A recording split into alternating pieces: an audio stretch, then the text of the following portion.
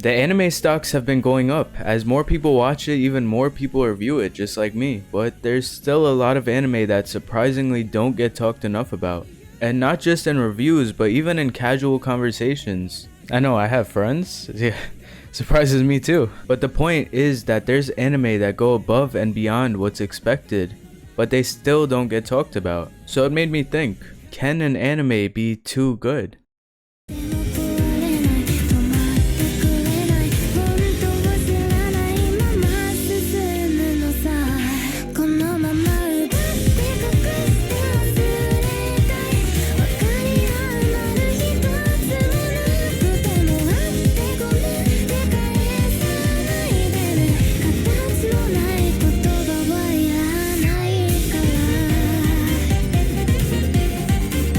This video is brought to you by Rudra.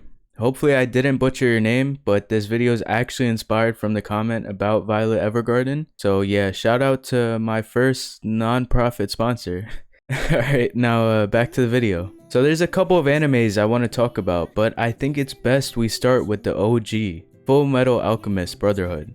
FMA has always been amazing. It had great ratings, praise from all the fans, and honestly barely any haters. But somehow a couple of people I know personally have not watched it. And on top of that, my father figure, my YouTube role model, Giguk, has not watched it either. Now the obvious answer may be that it's quote unquote overhyped, but I think it goes a little deeper than that. Don't get me wrong, there are a lot of stubborn people who just won't watch the show because it's praised so much, but I think it has a lot more to do with the personal connection. For example, think back to a time where you just chose an anime to watch. You didn't look at the ratings, you didn't watch a review, and you didn't hear about it from someone else. And that anime you chose became one of your favorites to date. It's a pretty rare occasion because most anime that's really good is talked about non-stop. Chainsaw Man isn't even out yet and it sounds like the next coming of Christ. But those few times where you made your choice on your own, they stand out. For me, anime like Welcome to the NHK or Ping Pong the Animation hold a special place in my heart for that reason.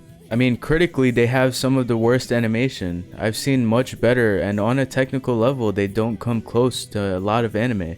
But in my case, I still think that those two anime top most of the ones I've ever seen. So that brings me back to the question, can an anime be too good? The obvious answer may be no. An anime can't be too good, we want perfection, but I think the better answer is yes. And I'm saying this as a completionist. I always try to do things perfectly even when I know I can't. But taking a step back and viewing over these high rated animes, I realized once again why anime is as good as it is. Not just because it's one of the best mediums of art, as they do take 2D figures and give it life, but because of the connection it has to you as a viewer. Not to just bash Demon Slayer or any amazingly animated studios, but sometimes that doesn't matter. You can make a perfect anime without having perfected every category. But if you can do both, then go right ahead. I ain't complaining.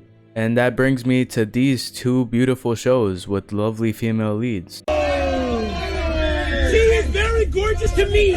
I'll start off with Vivy's because there's honestly not much to say, other than the fact that it's really, really good. Another reason why people don't talk about the best animes out there are because there's nothing specific to point out. For the show, every category might have been perfect, and Vivy's is the prime example of that. It's about the first autonomous AI named Diva. She was created for one mission, and that one mission was to make everyone happy by singing. But this happy world is slowly taken over, and shortly Diva is confronted by an unknown program who sometimes takes the form of a cute teddy bear. He needs Diva's help to destroy the AIs for a reason we don't know. Come on. Space, time travel, teddy bear, Diva, singing, depression. There was literally no going wrong with this anime. And it finally proved how well a female lead can be. I mentioned in my last video, shameless plug, that there are some classic female tropes in an anime. The angry one, the shy one, and so on. And yes, as a degenerate, sometimes I may enjoy the show. But as the gentleman I am, I'd much rather watch a show like Vivy. Even though she's an AI, she's very smart, strong, and very useful throughout the series. Unlike someone else we might know. But either way, her and the AI counterpart work so well for the show. It's also the type of show I'd recommend going into blind because it's just that good. I tried not to tell you too much, but just enough to go into it and know what you're expecting. Finally, I wanted to talk about the sponsored show, Violet Evergarden. This show made me cry. I'll be completely honest, and yes, I am a man who cried at an anime, but I think it was a very well-earned tear. Because as blatant as I must sound, I do not cry easily. I mean, maybe at night into my pillow, but that's besides the point. What I mean is a show has to connect with me deeply. When I watch movies or TV, even on the saddest moments, I can be the most heartless person. Because I pass it off as, you know, they're acting or this is fake, so it doesn't really mean much. But Violet Evergarden was able to pull on my heartstrings. But first, let me introduce you to the show.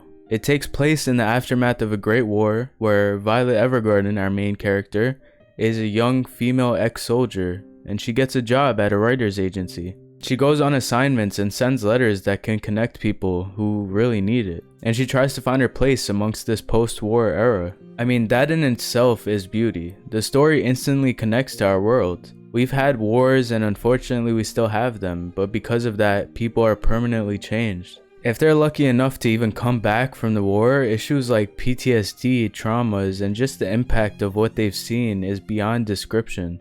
And yes, this anime isn't realistic in some ways, but I would hope people realize that from the moment they see a Naruto run. And anyways, it's more realistic when it comes to the emotion.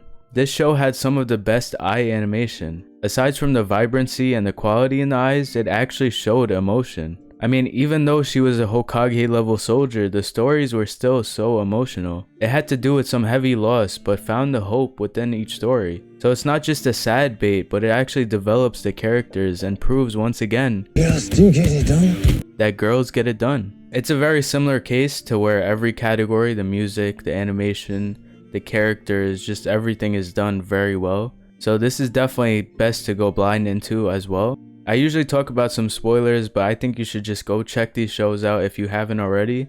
And if you have, then you know exactly what I'm talking about. And the final answer to if an anime can be too good is no. But the technical aspects of an anime are not the most important factors. There are a couple of animes that get all of the aspects right and maintain a personal connection, as I just described, but that's not the easiest thing to do, and sometimes it's not the best. But regardless, these animes are really good, so check them out. And I hope you enjoyed this video. I will be making a video on Call of the Night. I just got an urge to make this video, and I will see you in the next one.